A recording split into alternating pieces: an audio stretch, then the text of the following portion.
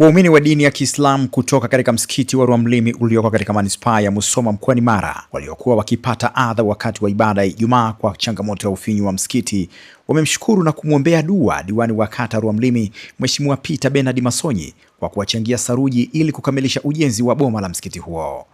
Wakizungumza baada ya kupokea saruji hiyo kutoka kwa diwani huyo, baadhi ya waumini wa msikiti huo wamesema katika kipindi hiki cha mwezi mtukufu wa Ramadhan, kwa kuzingatia Qur'ani tukufu, suala la kutenda matendo mema kwao ni ibada, na kumtaja Mheshimiwa Masonyi kama kiongozi bora anayetokana na dini ya Kikristo, lakini amejitolea kutoa kwa ajili ya nyumba ya ibada, hivyo kumtakia baraka katika utumishi wake. Kwa niaba ya Waislamu wa Rwamlimi niseme asante sana. Mwenyezi Mungu akujalie, ulipopata, ulipotoa aweze kuongezea. Amina sana. Tuwashukuru sana na hatutashindwa kurejea pale tutakapokuwa tumekwama kwa kushirikiana na wewe. Naombe tu usituchoke. Kama tutakapokuwa na uhitaji, kwa sababu najua ili taasisi mahitaji yanakuwa ni mengi. Tofauti na ile ujenzi inaweza kutokea lolote. Kwa hiyo usichoke tutakapoingia ofisini kwako kwa msaada, kwa mawazo, kwa ushauri. Karibu sana. Asante sana. Mwenyezi Mungu akulipe. Mheshimiwa Diwani, tunashukuru sana kwa hichi ambacho umekitoa, kwani pale ambapo umetoa Mwenyezi Mungu akuongezee, na pia pale ambapo pamepungukiwa basi Mwenyezi Mungu azidishe, na tunakuombea kheri katika kazi yako. Mwenyezi Mungu akutangulie katika kazi yako na akupe moyo wa kuendelea kutoa kama ambavyo umetoa. Nashukuru sana. Amin, alhamdulillah rabbil alamin. Tunashukuru sana kwa hiki tulichokipata, sadaka zako Mheshimiwa Diwani, kitatufikisha pale ambapo tulikuwa tunategemea, lakini kama walivyotangulia wenzangu, tunashukuru na usichoke kama ulivyozungumza. Tutaendelea kuungana na wewe. Tunashukuru sana kwa ushirikiano wako. Sisi tunakuombeeni sana huko ulikotoa. Mwenyezi Mungu akujalie. Mheshimiwa Diwani, Mungu akujalie sana. Akujalie sana na akulinde kwa kila kitu. Akuondolee madhira ya aina yoyote yale huko njiani unakoenda.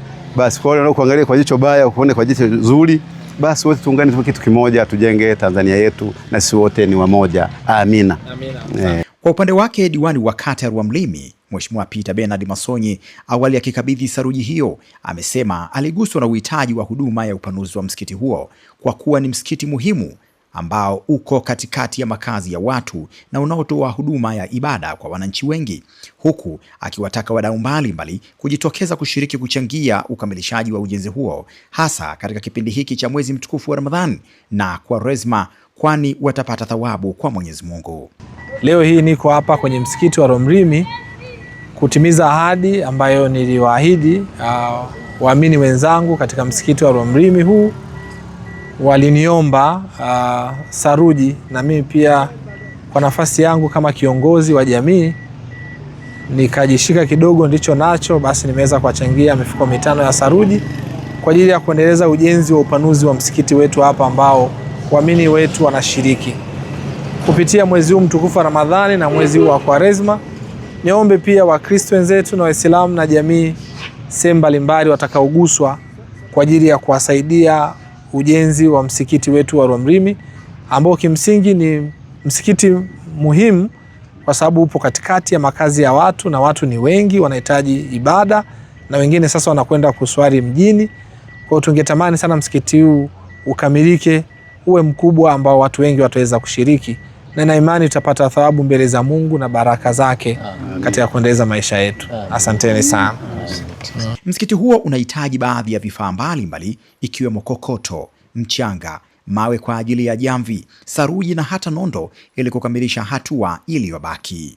Na hii ni Update. Usisahau kufollow, kushare na kucomment. Mimi ni Makiwa Jumanne, mpaka wakati mwingine.